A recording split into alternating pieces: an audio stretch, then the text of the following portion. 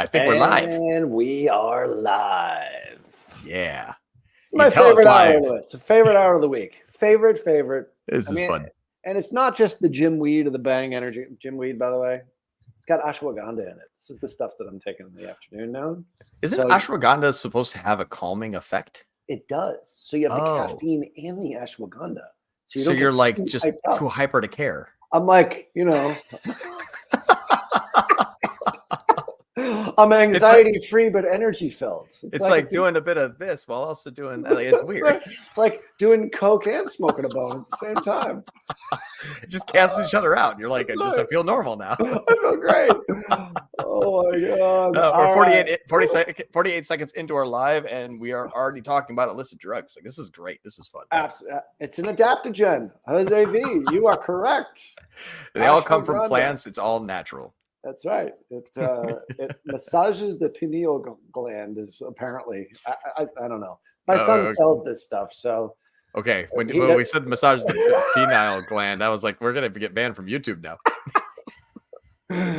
Oh my God! You can tell it's a Friday. It's been a long week this week, John, and I can't say it quite yet, but it's been an exhausting week of lots of lawyers I think for both of us. Oh my God. Lawyers for me on a good end. You obviously we won't talk about also it. Good end. But reading legal documents. We merged with another company, which we can't announce as of yet, but very, very excited about that. So John will have sort of a creative counterpart, which is going to be, I can't wait to see you guys in the same room, like in a cage match. Oh, it's going to be so good. You know what's funny? It's like, it's almost like a tag team. Like, it's cool. It really is. It's not a cage match at all. She's fabulous. Oh yeah. That's what's cool is it's usually a cage match. It's like traffic versus creative and like Google versus Meta. This was like traffic and creative on Google and on Meta. And then, our fan is the client that's watching the match. Right. That's great. All I do is I just bring you guys together. That's my job. I'm just like the ringleader here. I love it. We obviously love this stuff, but so much of what we talk about on these lives is traffic, but then we also talk about creative. We'll have the opportunity to be able to bring her in and then talk creative and traffic together. So I think it's just going to be really, really amazing. I'm very, very excited about this whole thing. So anyway, welcome to our Tier 11 live on Friday. Thank you everyone for joining us. And today, you can tell I'm wearing my Tier 11 non-trademarked, very illegal. You see that Tier 11? My Valen Hannon rip-off sweatshirt. There's only like 4 of these in the world. Oh, really? I got to get you one. I know you're a hard rock fan. That'd be perfect. Right up my alley. Yeah. You go more the death metal side, though, don't you? Music, I mean, like definitely more like Slipknot and that kind of stuff. Like even go a little bit more like kind of punkish, like Atreyu, and that's more like an emo rock punk. And I call myself polyamorous because I like all different types of music, except for country. Even though I wear plaid. Yeah. I'm not a country guy. I'm not a country guy either. I need motivating music that gets me amped up. Back rows and beer just doesn't do it for me. No, pickup trucks and I drive a pickup truck. Like, it's funny. Like, I have a whole cowboy persona going on, but except for the music. Definitely the shirts. So today we're going to talk to we're talking to the cowboy of, I think we're talking about like a cowboy move for Google Ads here today. So I think that's going to be something that some of our listeners and watchers are going to be pretty excited about. And you've also started to run Tier 11's ads, which is pretty excited. So, but by me recruiting you to join the team, my real ulterior motive was like nothing else but to just help run our ads. And now you're actually doing it, which is super cool. So if you see us as a pre-roll. Usually it's probably going to be John in the pre-roll ad on YouTube. Yep. It's John's handiwork. So I just use, company ad spend to make myself famous. Absolutely. Whatever it takes. I'll keep writing checks for that. It's all good. There we go. But today is exciting. Today we're going to trick the algorithm. Mm-hmm. The Google algorithm, I'm assuming. Yep. so that we can scale or grow on its own. This is very intriguing to me. I know nothing about this strategy. John just sort of, we do have a pre-call before this, but he said this is going to be the subject. This is going to be the subject of today's live. So I'm really interested in seeing what this whole thing is all about. So Google, as we know, is completely honest. It's not. Oh, absolutely. They're not. They're not price Scouts Honor or whatever this is. Yeah, absolutely. Just do no harm. I was gonna say, but they removed that from the website. Yeah, it's so funny. It's like you don't see that anywhere. They started off that way. Now they're like just profit.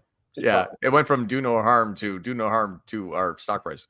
Yeah, they just appended to it. Exactly. Do a lot of harm to our advertisers if they do what we tell them to do.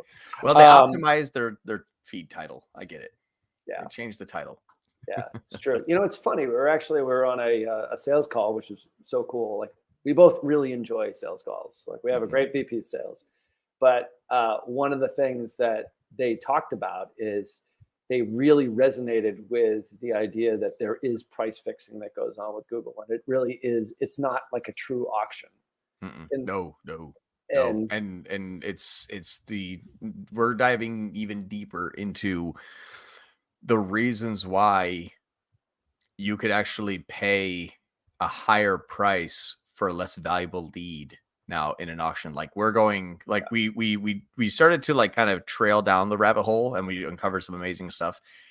And now we've like fallen into it, and I still haven't reached bottom yet. This is getting crazier. And that's what we're releasing today. Like it is never seen before. It's another tinfoil hat method.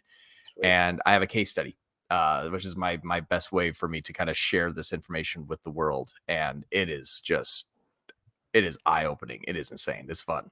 It's really cool. This is great. Well, let's get into it. Let's do it. And you were also talking to me about another one that we're going to be probably talking about in another tinfoil hat strategy that's coming soon that you're testing right now, and sort of more of an affiliate related arrangement that you have with a particular company. That's actually what we're talking about today. So we're talking about that. Gotcha. That one. All right. See, and for everyone out there in YouTube land, I'm very cryptic because I kind of wing this stuff, but I'm like, it's good enough. Let's share it. All good. So make sure that you do put your comments and questions. We will have to take time at the end to answer all your questions. I'll make sure that I'll put our little ticker there, just drop them on the sidebar, and we will get to those at the end of today's show. So I promise I didn't pay Jose to write that question, but can we show Jose V's question on the screen? Because this is exactly what this new methodology actually solves. Potentially. So far, it's working. He also knew that ashwagandha was an adaptogen, so I think he just gets extra credit for that. Perfect. High five, Jose. All right. So Jose V. Does increasing TROAS go warmer traffic? I have a standard shopping campaign on a low TROAS using max CPC big cap on portfolio to scale. Should I slightly increase TROAS before increasing budget? And what's interesting is you will forever be locked in to buying conversions from knowledge, i.e. Google, of industry audiences based on the fact that they are searching and clicking on sometimes yours and other people's ads. So what that means is that Meta and Google are very good at generating conversions through algorithmic capabilities. In Google particularly, they generate the prediction of TROAS or TCPA via inbound, not because they're psychic, but because obviously they watch traffic. The way that they watch traffic, though, is how many times are they searching? Where at in their conversion journey are they in what we believe to be a sales cycle for this particular person? Google says they know 70 million signals. And do we believe that that person is ready to convert? And if so, does your TROAS allow me to spend enough of your cost per click within your goal to buy the customer that I can sell to you or to someone who's going to be outbidding you? The problem is, though, you hit a wall, and everybody watching this, when you have been on TROAS and TCPA, have all hit the point where you say, I just can't spend anymore. You want to, but you can't. And that's what I have been working for a solid like 6 months to figure out, is how to scale out of TCP and TROAS without going omni-channel, right? Without going to Meta or YouTube. Typically, it's like you got to feed it more data.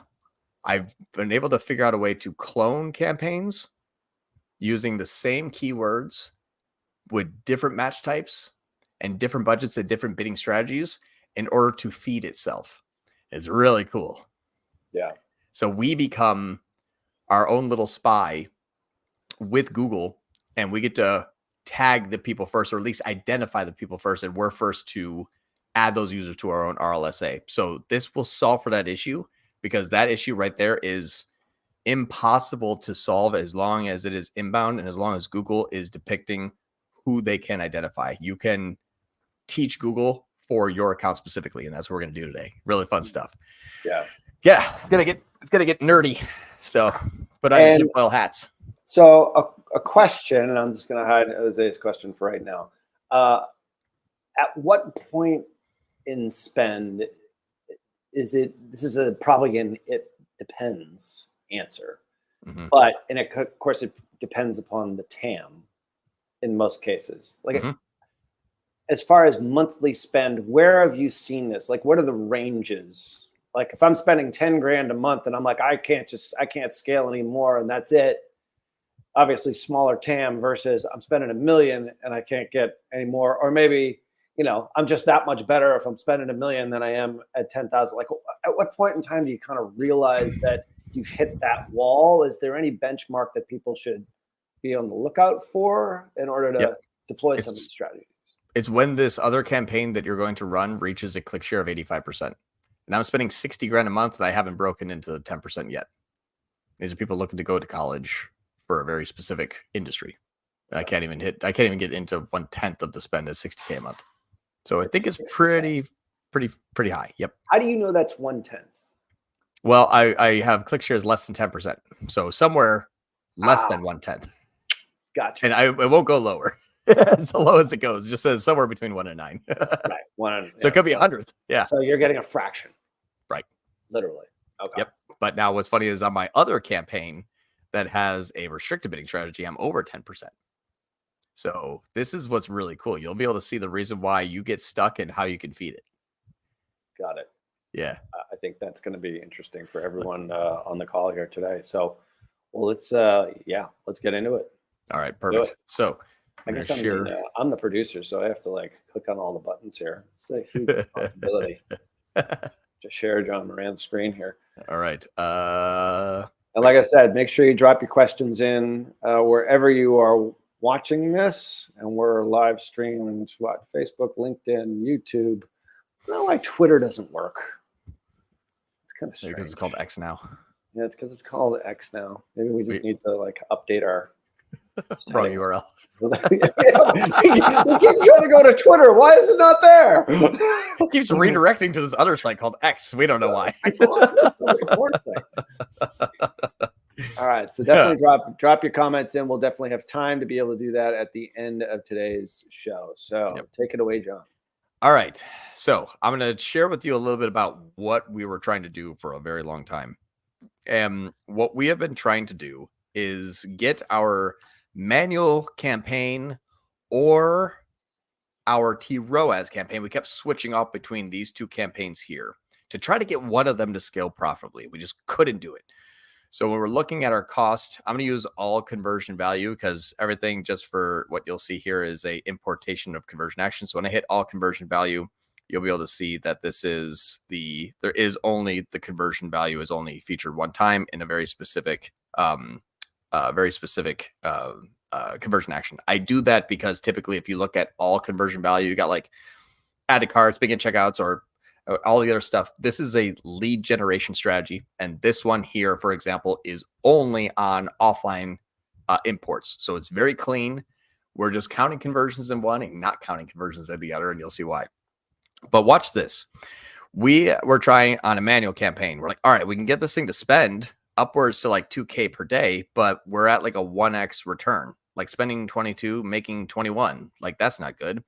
So we tried different bid strategies. We tried, different search keywords, and we're trying to get this thing to spend. We're like, okay, round 2, like we think we got it better, and it got a little bit better, but then a little bit worse. So now we're spending $2,000 to make $1,500 for like crap. This thing is just not working. And so then we're like, well, let's try ROAS. And we're like, well, yeah, ROAS is great. We spend 3 to make 6. We spend 350 to make 476. Now we spent 169 to make 655. Great. This is trying to spend $1,500 a day, and we can never get above our max at $495. We were stuck.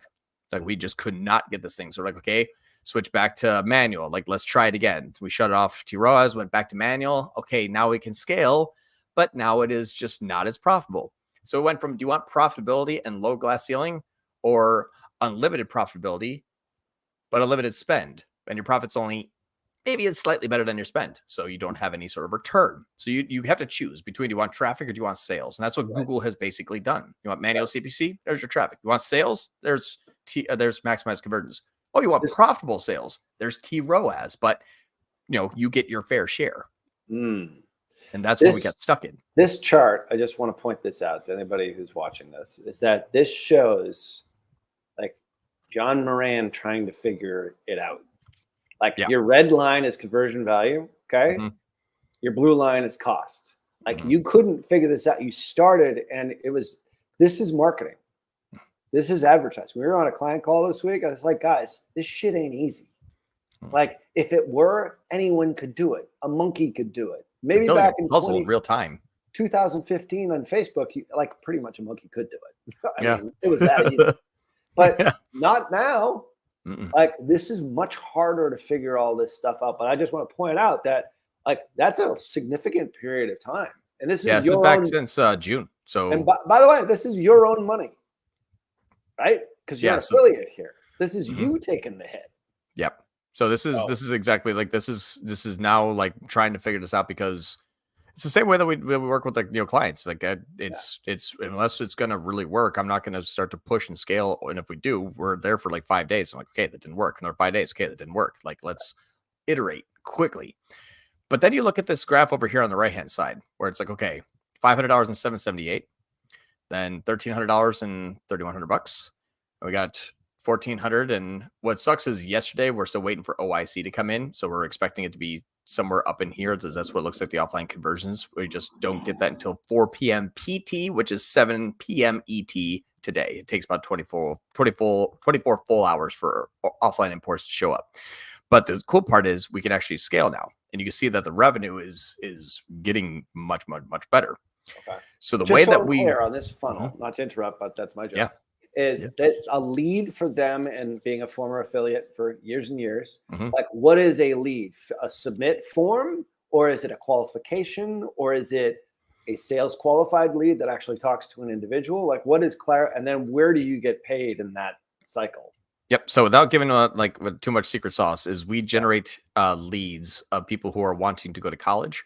Right. And when that lead is qualified through a 10-step form, like past history, what's your age, what qualifications, are you in the actual industry that we are trying to generate? Like this is actually a fairly hard lead to generate consistently and cheaply. And then we sell that to the schools, and the schools pay us. And once they pay us, it goes back into Google. Okay. So if they fill out the application and it meets their criteria and gets accepted by the college and gets accepted, then that offline conversion then happens within a 24-hour span. Yeah, like. Give or take. Yep. Okay. So very different than just filling out a lead form here. But so there's a multi-step process. Obviously, you've got, and the offline conversion, is it automated or is it a manual upload? Like, how do you guys actually get it? Automated through API. Okay. Perfect. Yep. Right. Just so we're clear. And enhanced conversions with Gclid, Gbraid, Wbraid. Like it's solid. It just takes a little while to get the last day and a half worth of data. Got it. But we already have it on our back end. We just know that was sold. It just needs to go through the whole cycle. So we know the same day, by the end of day, what we sold. And that's why I was so excited. We just got to get it imported. So here's the strategy. And this is where I tested scale. And this is where this gets really cool. So we weren't able to get to our $1,500 per day spend inside of our campaign of ROAS. And that was, we're always like limited by bidding strategy, and we couldn't spend. And now what's nice is if we look at yesterday, now we're at spend. Like we couldn't go for the last 2 months. We couldn't get over 500. And now we're hitting the cost. And now we're actually asking for like a 96 to ROAS. And even without having all of the data back, we're already above that goal. If we had like just the last 2 days where we have more data, we've more than doubled the goal of this here. So what's nice is now we're actually able to achieve a actual return on ad spend and scale it up to the full daily ad spend. The way that this is working is we have 2 campaigns. One is on a TROAS of 96. The other one is a manual that doesn't count conversions except for the offline imports in the secondary. And this is a secondary conversion action with a custom column I just call real ROAS. And this secondary conversion, the secondary conversion action is counting the same conversion though. So we have one primary, one secondary, but they are the same conversion action. It's just counted different by campaign. Okay. So that's the first segment is we want one campaign to have unlimited amount of scale and positioning and not be ever limited by Google's price fixing. And that's why it's on manual. And then that pre-qualifies all my traffic that this campaign is then going to try and scoop up. This will be all the warm traffic. So it's like a 2-step, it's like a retargeting campaign, really. Exactly. And here's what's funny is the reason why I called Jose's question out is because we know that in our TROAS and TCPA campaigns, Google is not so good in saying, I know that Ralph's first click won't convert, and I know that John's first click will convert. It doesn't know that. It can't predict it. What it does is it says, has Ralph clicked on our ad or another ad, and has Ralph converted yet? And if not, is Ralph still searching? And if so, who gets to now go after Ralph? Well, it's who's ever got the click first, because RLSA is now going to overbid for Ralph when Ralph comes back. Right. So Google does this. I'm going to take my one TROAS campaign and I'm going to spend $3 and Ralph's got a first click. Did he convert? No. Is Ralph still searching? Yes. So is Ralph searching the keywords that are looking for this topic? Like we know Ralph's searching for shoes right now, but is Ralph going to be searching for, how to get, hired by, or how to join a college soon? We think so. So we have your other money here, client. This is Google. We have all your money here. When Ralph comes back, I'm gonna spend it because I know that I can get the conversion, and that's how I predict your ROAS, and that's also why you can't spend. So it reserves its money for the people to come back so that it can predict the ROAS on their activity. The way that we've proven this is inside of, and I'm going to share screen again. Sure. The way that we've proven this is with other companies. We looked through Wicked and we looked at all of our non-brand like standard shopping and search. These are all of the new visit percentiles. How is non-brand first click quote unquote campaigns getting 50% warm traffic? Well, they're all on TROAS and TCPA. They're all on restricted bidding strategies. So that's what's interesting is these are all on a basically there's a catch-all, but like a TROAS, like these are all automated bidding. So that's why it's half warm traffic. That's why it can't spend. And that's why it will wait to predict what it can win, because it says, I'm waiting for these 6 people I know are going to convert any day now. Spend $1,500. No. I got 900 of that. I'm hanging on to it. I'm waiting. Right. So what do? Well, you take a different campaign that's your manual campaign and you spike up your CPCs. You become the first person. I'm paying $484 in this manual campaign and $326 in this campaign. Want to know something funny? When I look at one of my keywords in this is how to become a real estate agent. Well, when you type how to become a real estate agent, there's us there. You'll see the brand name there. You see that up there. It's the same thing. Yep. When we're going to blur this one out later, I can't say it out loud. You guys are seeing this live. There's some things here. You probably, some information that, I don't want to publicly announced, but you guys are sneak peek. Here's first. So that's our ad there. And that one is not my TROAS campaign. It's not. That is not my TROAS campaign. This campaign, I checked it through a bunch of times through ad preview diagnosis. This is my manual campaign. Who's first considered when people type this search? We're first considered. And not these people, not these people, not these people, definitely not the people all the way down here at the bottom. The first considered is me. So I'm going to get the first click and I'm going to overpay. And how to become a real estate agent is not going to make in the last 7 days. how to become a real estate agent is not going to make any money.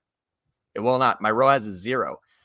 But how to become a real estate agent in my ROAS campaign is going to get a 2.53 in the last, in my last 3 days. This thing's going to shoot up now to a 2.41. It's getting better with more spend and higher volumes. Why? I'm feeding it my own people who I am then paying more to become the first click. Well, then, John, how do you not hemorrhage cash? Well, you only spend 1/4 of your budget as your feeder engine. So this way, when those two scale, you're never overpaying for the first click. You're first considered. You're the first one to tag RLSA. And now your ROAS campaign has more to work with, more to spend, and can leverage its own audiences that you bought for it being first considered in order to come back and scoop it up. Now, here's the beautiful part. Because I've tagged all these people in the journey, I earned the first click. It was me that told Google, hey, that person, Ralph, is going to be my client soon. They're searching. And what does Google do? Great. I'm going to watch all these people like a hawk. And you know what? I don't care what they search for in the future. Whatever they search for, as long as it's relevant, I will come in and snipe them. And I really mean that, because when you look at this actual campaign and you look at the search terms, how does all of these little 1 clicks and 1 impressions equal, 4, 5, 6, 7,000 ROAS? For random searches like, what do you need to study to become a real estate agent? If I bid on that keyword, I'd die. But Google's like, oh, that was Ralph. He's on his 4th search. Let's come in and just scoop him up real quick for $1 and make 7,000 ROAS on him. 7,000 and 6,000, 6,000 for things like realtor license in North Carolina. That's not my keyword. How to start a career in real estate. That's not my keyword. The reason why people are like, well, Broadmesh just does it. You know why? Because Google already knows the people who are on Broad that are close related, because there's other people buying those people too. Do you want to lose all of your profitability? No, sorry, you don't get the lead. They do. Well, what if you were the one tagging these people first to your site so that your RLSA can then watch them like a hawk? So wherever they come back and start to search, you're first considered again on their second or wherever click for in the future. And that is how you teach your own algorithm to scale itself.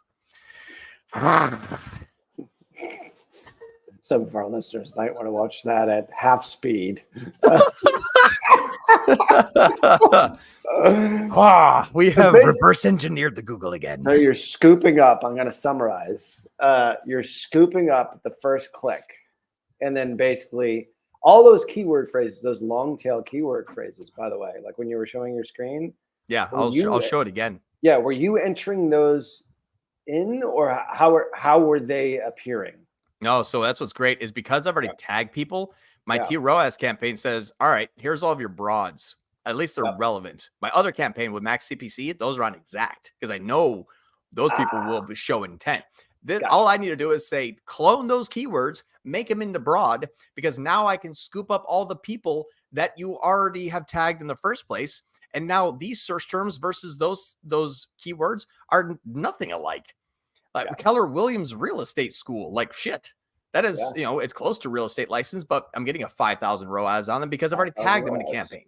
Yeah, makes sense. Makes sense. So how do you choose on those in those keyword, I want to say ad sets, but ad groups? Yeah. Like, how do you choose those? Like, because they're mostly, if I'm looking at the screen here, it's mostly broad. There's some phrase match here as well. Like, how would somebody set this up with those campaigns? You're in essence your second campaign, your retargeting campaign.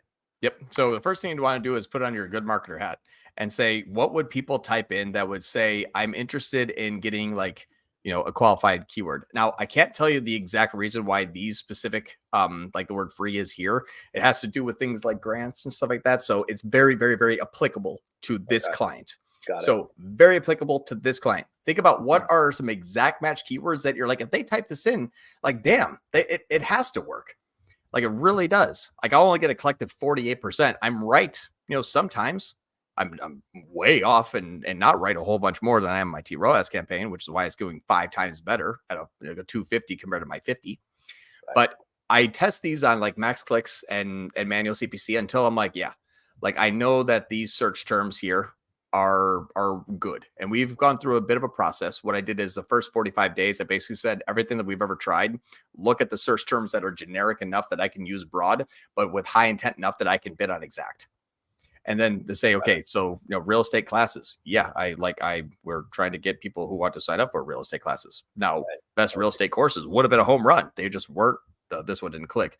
but class for real estate, this would have been a home run, but they just weren't ready yet. And manual doesn't care if they're ready yet. They will just get the click, which is why manual doesn't do as good as ROAS, but can scale more because you're buying the 90% of the people who are not ready yet, rather than ROAS buying the 10% of the people that are. What you're doing is I'm bidding on the 90 to feed my own 10. Yeah. So you're reverse engineering it. I'm leveraging what Google normally does just for me. Yeah, just for you. How do you choose which campaigns are broad, phrase, and exact? I never use phrase, actually. You had a few in there that were phrase. I could have sworn I just saw it. But so that's technically not true. It's actually Google's classification. So what you'll see here is that's what's funny is the keywords here is search terms. Like they're all broad search terms. You'll see close variant in a phrase match because it says, hey, that broad keyword, the search term match type that we would say is this is a phrase match version of that. Now, yeah, but if you use phrase match, you still get broad. It's just more expensive. So what I say is exact is phrase is expensive broad match, and broad is broad match. So it's almost like you have broad, expensive, broad, and phrase, which is now your broad, phrase, and exact match. So for somebody who wanted to try this at home, it's always manual CPC, do not track conversions on a primary, and use exact match. So manual CPC, exact match. You don't have to use eCPC. It's not tracking conversions anyway, but bid aggressively because you want to be number one wherever they're at in their journey. You just don't want to have the bulk of your ad spend there. Right. So have your exact match manual CPC so that you can get a good top placement. And then your ROAS is going to be the broad versions of those keywords. Got it. On a ROAS. And you don't even have to do any negative keyword exclusions because, your exact match versions will take priority because they're automatically bidding higher than your broad match counterparts. Okay. So to expand your top of funnel campaign versus your retargeting campaign, to expand that, would it be adding more broad terms or would it just be adding more budget? Like, how are you going to scale this and take it to the next sort of stage here? Yep. So what's really cool about this is the reason why this has a high amount of scalability is my exact match manual campaign by spending, $1,700 in the last 3 days. Even if I just pull this out, like let's say a week, this thing has spent $2,000 and it is got a manual click share of 31% and my ROAS click share of 10%. This ROAS here and this search impression share here, I'm starting to scale up and it's still not even limited by budget. This one's way limited by budget. And it's like, hey, you're taking 500. We can like triple this. You're not really going to pay much more CPC. Perfect. I don't need this to count conversions. I just need to know how much more incremental impressions and traffic can I buy. Right. And this thing here theoretically can go pretty high, probably 3, 4, or 5K a day before I actually start to see some good points of diminishing returns potentially. What's interesting though is click share is not correlated equally to ad spend. So a 30% click share, you could double your budget and go to 40% click share. It doesn't mean it's going to go to 60. They're not relevant. They're not correlated. So as long as I'm below, technically, as long as I'm below my my search impression share, where'd it go? As long as I'm below like 85, I have room to grow. 85 is usually where you see things pretty much just tap out because Google will never just permanently affix someone to a position. Okay. So to scale, you're really just going to be adding budget to that campaign. It sounds like both campaigns equally. So I'm at 500 and 1500. Yep. Right. So $2,000. Sort of a 90-10 kind of mix, as you said before, thereabouts. 675-25 for this particular. Yeah. So what happens is if I need to add like 10% more ad spend, or let's say 20% more ad spend, 500 would go to 600, 1500 would go to like, 1750 or whatever the percentage is. I don't do math well. I failed in high school, but those two will just move equally. Now I do this for a living. Those two will just move equal. I know. Scary thought. Like nobody would hire us. That's why we have to start our own businesses. I'm illiterate and I can't count, but I'll run your Google ads. Absolutely. All the qualifications you need. That's cool. Yeah. So is this one that we're going to come back to in like a couple of weeks and just sort of see how you've been able to scale up? Because those lines are now making a nice diversion, doing the the John chart. Exactly. And I can't share the other accounts in this here, but what I could tell you while this loads, drum roll, please. Come on. I'm just chuckling at one of our users' names. Oh yeah, John Moran's dog. John Moran's dog. We will definitely answer your question. The more creative your username is, I think the better chance you have to answer the question, because we're getting a lot of questions here. So last thing I'll say is this is 2 out of, and what we're going to do is, this is a massive undertaking. This is my proof of concept, because what you'll see here on the screen, if you want to share that, Ralph, real quick. Yep. Oh yeah, I gotta be. This is 2 out of 99 campaigns that are enabled, not paused at all. These are enabled. So these are, we're going to do this about 100 times in this account. That's my proof of concept. Ah, okay. So it's not necessarily just on those 2 campaigns. Like, you've got plenty of. We have 100 campaigns. I said they're all stuck. So I said, let me take those campaigns, see if I can scale it. Oh, I can't scale it. Let's do it 99 more times. Yeah. So I'm going to have a shit ton of data. Is this strategy going to work for the client that we talked to this week? Yeah, because it's actually built. What's funny, I've been watching some comments. The strategy is actually built up of a fairly known shopping campaign strategy. Right. So it's just a priority level. It's kind of a Facebook campaign in a lot of ways. Yeah. I mean, you get the first click and then you retarget them in a lot of ways. Like, exactly. How do you scale? Your L1s, your L2s, and L3s really inside Facebook. It's just inbound. Just inbound. Exactly. Yeah. Imagine that. All right. So let's get to some questions here. We've got 7 minutes past the hour. How are you doing on time? We got 23 minutes left. All right. Perfect. All right. Shazad, a big fan of yours. So you learned 80% of his Google ads just from you alone. So I'm honored. Thank you. Hopefully you haven't had a really horrible career. So, well, chance to get, I mean, you never know. I mean, I know, right? Failure. I learned 80% of everything from you, and it sucks. Well, that's why I was pointing out, like, the initial part to you figuring this out. There was a lot of crisscross with those lines. Like, this is not like a, hey, just start off like John Moran. Slap some traffic there. Absolutely. Yeah. This is what our clients think we do, John. It's like, maybe we have the fucking magic wand and everything just happens. It's not click the double ROAS button, Ralph. Yeah, click that ROAS button. Just keep printing me money. All right. Shazad, who probably understands all this and our frustrations at times. I'm working on 4 accounts at the moment, all e-com. I created standard shopping campaigns for all 4 accounts based on categories, manual and low T ROAS, like 180% or 200%, while account had data. Mm-hmm. I want to run it for a month. I'm going to segment it by performance, like 20, 80%.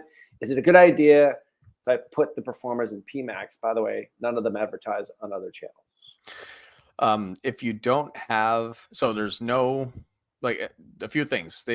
There's a few reasons why I would not use Performance Max. One, they don't have other channels. Do they have existing website traffic or existing customers?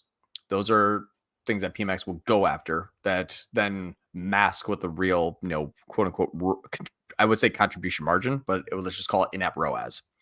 It's going to mask what the actual ROAS is of that campaign, or at least a media efficiency ratio of that campaign. So if you say that's, no existing customers, no existing traffic, no existing other omni-channel, no affiliates, no one's really ever driven traffic to these products before, yeah, PMax can work because it's kind of like a standard shopping campaign. My preference would actually be a standard shopping campaign.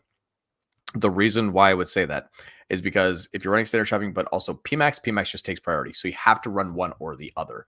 And usually if I'm looking at trying to identify at least the amount of conversions I can buy from Google, which is TROAS, those will bring me up to a point of profitability until it hits a glass ceiling. And up until the point of that glass ceiling, it will be profitable. Now, if you have 1,000 SKUs, you can technically run one campaign per SKU until the point of profitability, and 1,000 SKUs times $10 a day, that's 10 grand a day. That's a really healthy campaign, a really healthy account.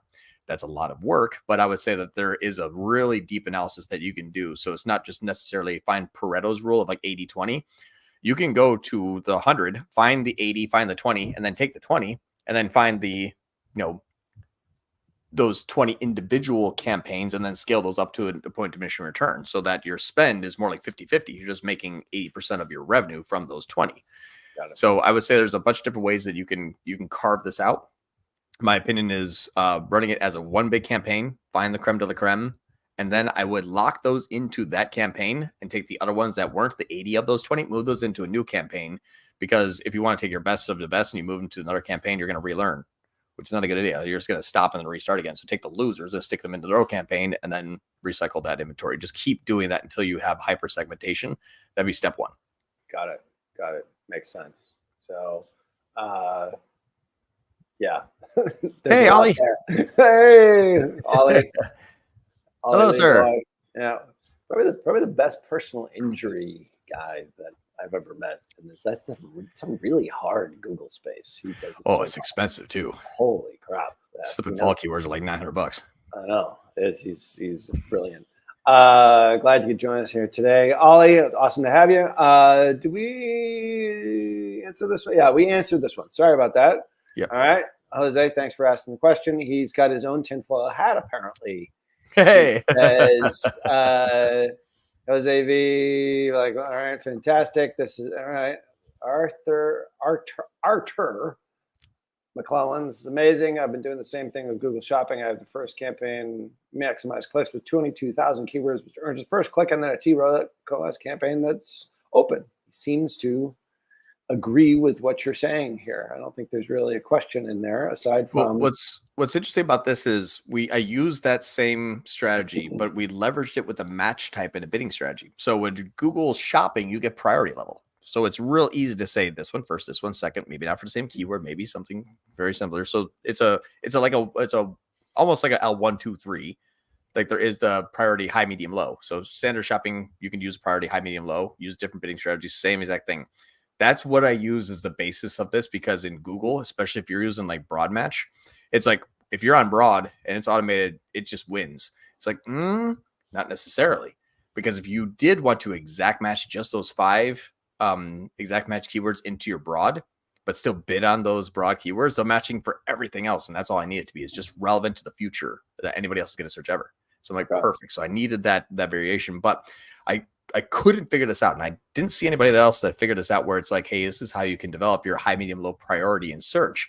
And just because I understand the algorithm so well, I'm like, okay, that theoretically should work. And so far, so good. So yeah, Arthur, it's same concept, but just in search. Would you ever add another campaign just to scoop up the ones that maybe didn't buy on that second campaign, or no?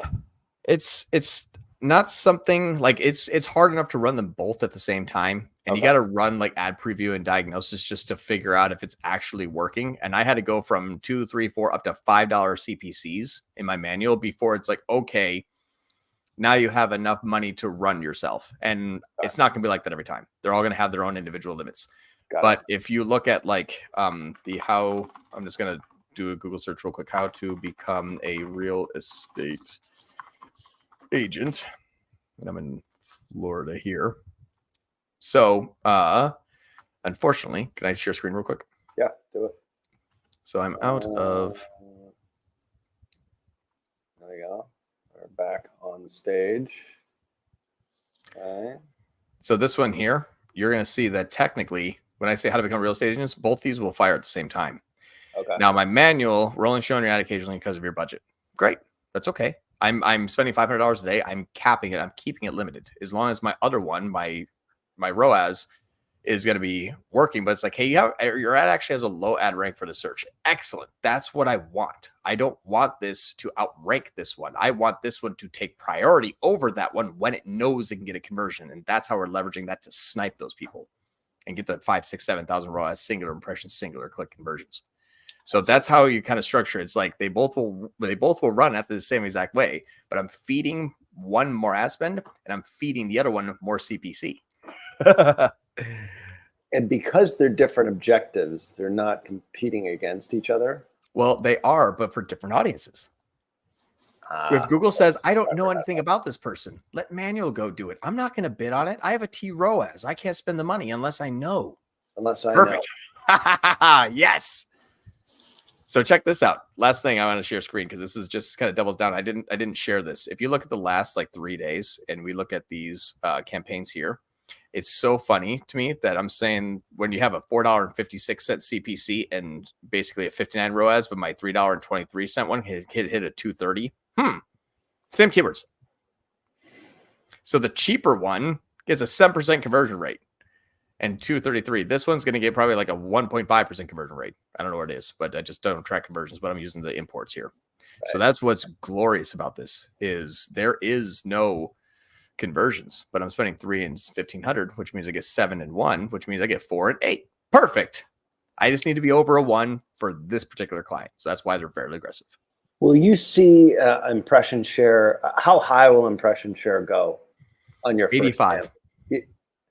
So you're at 10% right now, because I forget what the number was. Yeah, it's less than 10 right now. Okay, so you're like, I've got a lot of room. Yeah. Yeah. We have a lot of room to grow. Yeah. The search impression share is what you're eligible for. Manual CPC is eligible for anything. And then click share is what did you earn on the search network divided by what you could have received, regardless of things like bid and your budget. And basically that is the total attributable market. That's your TAM. So click share is your TAM. Got it. And click share is less than 10%. Yeah. So you've got some room here. Yeah. We can 10x this thing tomorrow. Yeah. This is cool. All right. Best name ever on a live, John Moran. So this was actually a person who, when I used to have to get up all the time. I'm like, sorry, I have to let my dog out. And I was doing lives a while ago. And so this person changed the name to John Moran's dog.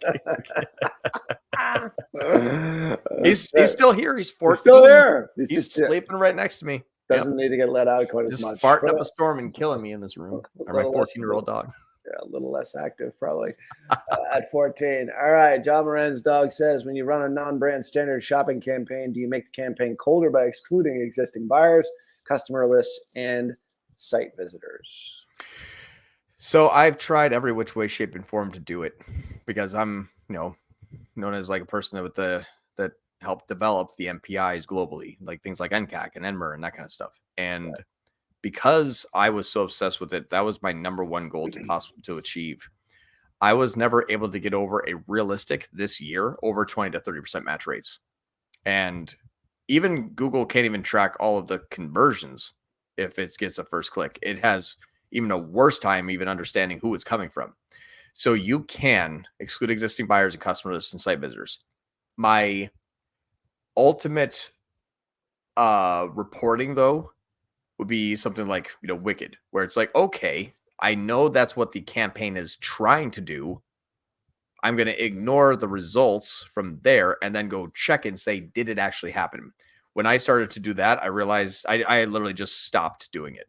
I really did. I stopped and I just started bidding a lot less on brand, because if I have a customer who is existing customer and searching a non-brand search term that I would sell or could service them, that became retention, and I was okay with that. Got it. Makes total sense. Let's ask John Moran. John Moran's dog has another question here. Yeah. And you can get through all these. By the way, you can get the marketing performance indicators over there at even if you mispronounce it or misspell it, we MPIs works as well. So MPOs does not work. All right, let's get back to we got a bunch here. All right, John Moran's dog again. Do you have any general recommendation how you recommend using the priority setting in a standard shopping campaign? Yes. So I actually, what's this going to sound really stupid is because I stopped measuring in app, I actually don't use it anymore. Because when I'm using a standard shopping campaign, it's typically trying to be the first click. And I will use a ROAS strategy, or I will use a max click similar to this to try to have my cold traffic that won't convert and my traffic that will convert. Standard shopping works very similar to this methodology here as well. But typically, if it's an e-commerce, it's omni-channel. So I don't really care what that search term is or where they're at in their journey. I'm trying to hit them so that I can go after them on like YouTube remarketing, Instagram remarketing, Meta remarketing, and then also tag them my RLSA. So my shopping, because they're so high intent, because they're clicking on a shopping ad, which means I understand what the price is, the picture, who the manufacturer is, nice special incentives. I agree. And they agreed by clicking on the ad. So the intent is there when it's not spammy. So those people are like, I know I'm close to the buying decision because they came through shopping. So those people I have a lot less than the long tail broad search terms and search, which is like, do I need to take any testing before I go to college? Like, I still want that person because these CPCs were going up to like $20, $30, $40 a click. So I'm like, I need to tag them. Standard shopping is like, like best running shoe versus Nike running shoe. you're about $1 difference ish on, standard shopping. So I was like, I don't care. I just buy it all. Because I measure omni-channel, so they may take longer, but I usually measure quarter over quarter anyway, and year over year. So the same strategy works in essence. Same strategy works. Yeah, I don't use different priority levels in standard shopping because, in my opinion, because they're inside of the shopping network, they're all higher priority to me. Got it. Makes sense. And if they're longer tail, irrelevant search terms, I just negate them because there's way more bottom of the funnel traffic in shopping that you could sell. Right. Good question. John Moran's dog, just because of the name, we got to answer all those questions. Yep. Do you recommend running standard shopping together with PMax? If yes, how do you make this work best as PMax takes priority? I used to be able to. I can't anymore. Once PMax learns enough that it's kind of smart, it just wipes out standard shopping. So when you run them at the same time, you can until PMax becomes smart. And then they figure out, all of those standard shopping clicks are relevant, which is also the same reason why I don't use priority levels. Right. I want them all. It takes what, like a week or so? Like a couple of weeks typically, right? Anywhere, literally within the first 60 days, it'll wipe it out almost every time. Okay, so it's a little bit longer than I thought. Okay. Yeah, for it to be like, I just won't run. I set a $25 CPC sometimes in manual CPC in shopping. It won't even run. I'll get like 2 impressions a day. I'm like, this thing's dead. PMax just gobbles it up. Yep. Yeah. Crazy. All right. Next question. Jose V again. For scaling, how much to increase ROAS incrementally in Google standard shopping? How much to increase ROAS? How much to increase ROAS? I would decrease if you wanted to scale. So if you increase the ROAS incrementally, you're going to put more and more restriction on them, which means if I go from 200 to 300 to 400 to 500%, you're actually going to get less scale. So I typically will run something like a 100 to 125 ROAS, which means it stays aggressive without getting stupid. But I also know that Google Shopping, standard shopping, only attributes to like 1/3 to 1/4 of the actual efficacy that is produced inside the ecosystem, which is MER. So if you got 100 clicks and you saw 100% ROAS in a week, that's probably, if you have a good campaign, probably worth like at least a 2.5 to 3.5 MER. So I'll use low goals because I know it attributes poorly, especially when they're heavier cold traffic or longer sales cycle. Think about one click in an ecosystem, Google, especially a data-driven attribution for things like remarketing or YouTube remarketing or brand.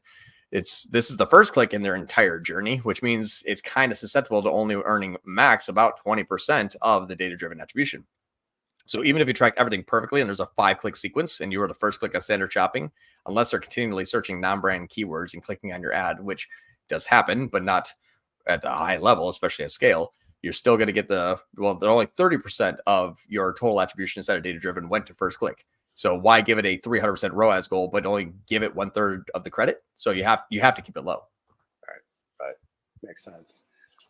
We skipped over John Ho's question. Where can I get more of John's advice? Well, the Tier 11 YouTube channel, I think, is probably the best place, at least for everything moving forward here. How much money you got?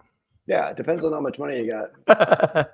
If you want to hire us, we can always go to tier11.com /apply. But I think he's looking for more of your info. You should write a book one of these days. Didn't you write? No, wait a second. You guys wrote a book. Qasim wrote a book. Yeah, Qasim, myself, and Patience all wrote a book called You versus Google. It's like 550 pages long. Yeah, but neither one of you guys wrote a word, which is like the way that. What's funny is I met with Patience, who's a fantastic content writer. I met with her like every week for like a year. Yeah. And then she produces this amazing book out of like Qasim's and my brain. And it's like 550 pages long. And I look at this thing, I'm like, I can't read that. That's too much. No, it's way too much. But that was like, I remember when Qasim launched it, he was still on professional traffic. Like it shot to the top of the marketing charts for weeks. It was number one for marketing for a while. Yeah. Yeah, you guys did really well. So Google that if you want more information on just Google in general. A lot of it's probably changed since you guys wrote it. Half. Yeah, about half. Yeah. That's why we do this, is like keep you all up to date on never changing technologies, because this shit changes every week. It changes so fast. Yeah. So, I mean, I wrote like the 3rd edition of like the Ultimate Guide to Facebook Ads with Perry Marshall. Yeah. Like 10 years ago, nothing in there works anymore. And it's like, yeah, can you rewrite it again? And like, I get the first bit. Like, no, No, put me at the top. I'll write it for entrepreneur, but you never returned my email on that one. All right, we got 4 minutes left. We'll do some 4 rapid minutes. fire. Let's do rapid fire here. Booty Bay says hello and got a question. Let's show that. Did you guys dealt with a shop that unstable inventory for outlet? What strategy would you suggest? 7,000 items is on stock, so pick a product out to push, not viable. Did you guys deal with a shop with not stable inventory for outlet? Okay, so things that are like in stock, out of stock. I'm imagining, right? 7,000 items and it's in stock. So pick a product. That is something that I've never been actually able to work or scale. Period. And just because it's a self-learning algorithm based on audience understanding, if it goes out of stock, it immediately stops. So if these 7,000 will always change, my opinion, just max clicks everything or manual CPC everything, have no learning, and you're a cart before the horse. You're gonna sell it if it sells. Yeah, that's kind of weird. Don't try to sell it if it's like, okay, everything's kind of even and keel. We're starting to get some sales. Should be dump into there, but you're never going to learn on an algorithm. So don't use anything automated. It will not work. That's just a challenging situation. It never works. It never works. I don't understand why everyone's like, I'm going to have 10,000 items, but only one of everything. Right. What are you known for? Yes. Until I'm never. This doesn't make sense. Lots of things. Horrible business model. Horrible business model. It's a bad business model. So, ROAS, I'm probably mispronouncing this completely horribly. It's optimizing for add to cart event meta/Google. An accurate indicator of intent at top of funnel prospecting campaigns are always purchase regardless of never leaving the learning phase, etc. So for Google, I never use micro conversions. It's never actually shown to get better actual conversions. It's not something that I couldn't outpace. It's like I couldn't be like, now I don't have to do the hard work, like negative keywords and intent and bidding strategies, and just throw on some added cards that'll naturally lead into it. I've never seen a correlation in Google ever. And I've tested it a lot for like 6 years. The micro conversions have been a thing for a while. I never got them. I don't know about Meta though. Yeah, I can actually answer that question. We tested the hell out of this, like many times, optimizing for add to carts because it was just a high intent. It was a high purchase price. We couldn't get enough conversions in the ad set for a week. You need 50 conversions per ad set per week, right? That's the rule on Meta. And we tried add to cart and then retargeting those add to carts for a purchase. Yeah. People just go and add to cart. Like, I think it's bots too. This is a thing. Like Google, like Meta and Google probably know that behavior. My wife does it all the time. Oh, my wife does too. She's like, oh, get a add to cart, but then never buy. So like, what you ask for, you actually get on both platforms. So I would say answer to that would be no. I would probably talk to perhaps a much more top of funnel content strategy and not optimize for add to cart, maybe optimize for page view, or maybe even in some cases view content, which is a product page, but precede it with some video or another piece of content, blog post, for example. We do this for one of our clients, which is in the charity space.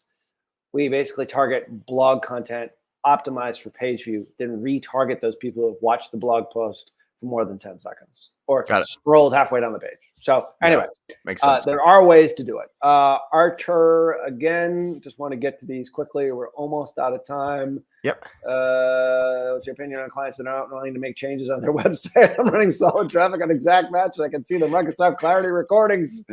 Archer, run. Here's what I would say. Run. Here's what I would say is say, you're probably going to fire me, and you're probably also going to fire the next people that you work with, just like how you kind of fired everyone else. Yeah. You have to ask yourself, at what point is this not a traffic issue? Right. Especially if you say a person's going to type this, they see the ad, they click on it, they get to the site. I'm asking you, why wouldn't they convert? And if their answer is, well, it's crappy traffic, be like, what, for the love of God, what other search term could this have possibly been? Like, if everyone's crazy, maybe you're the crazy one. Maybe you're the crazy one. Right. Exactly. We had this conversation with a customer this week. So you got to get tough with your customers. You got to tell them, like, tell the truth. Hard conversations. Expert. You are the expert. You're the expert. You're the man. Yep. Booty Bay, did we? I don't think we're going to be able to get to all these. Can we answer all these questions? Do you have time? Yeah, let's do this. I'm gonna do some little rapid fire here. So all right, rapid fire. Yeah, how would you handle it? Definitely tell them that. These guys down the shop, we did that one. If stock goes out and there's no more, so that one will never work. That business model is dead. It will never work. Say, please, for the love of God, get something like that I can learn off of. Just explain. It's a self-learning algorithm. It's impossible to learn off of one. It's like, I'll teach you letter D and we'll never talk about it again. So it's not you, Booty Bay, it's them. Exactly. Going back to Archer's question, it's a client question. So it's like a breakup. It's not me, it's you. Yeah. I just reversed it. All right. If a performance max PMax feed only campaign is achieving a profitable ROAS, but is basically killing any traffic from the standard shopping campaign, would you continue running the PMax campaign or pause it to focus solely on the standard shopping campaign and have much more granular control? I would always say that PMax will always, no matter what, permanently look better than any other campaign ever because it's omni-channel and can use view attribution as so it can go everywhere and can show an ad anywhere to 89% of the connected world. So it will automatically always. So I would say test it between a PMax campaign and a standard shopping campaign. Ignore what they say in-app. Look at how it actually affects your NCAC, because if there is a better NCAC or a stable NCAC on standard shopping can scale. PMax has a very difficult time in doing so. Very good. Building a brand around it. Yes, you can, Booty Bay, but that is something that's like starting at 6-figure per month ad spend. So if you have that, absolutely. It's like your one-stop shop for anything you ever need, probably this week, hopefully. Yeah. Like that's a bad brand though. Like watch what Temu's doing right now. Yeah, exactly. Only literally, they will have 50 versions of everything. Right, and billions of dollars to just bleed in advertising. Okay, I'm 2 minutes over. I got to go. Yep. Everyone come back next week. I know we didn't get to a couple of questions here. John, as always, loads of fun. Best hour of the week. Won't tell our wives that. And I will see you next Friday. Same time, same channel. Thanks, everybody, for coming by for Tier 11 Live. We will see you next week. Bye, everybody. See ya.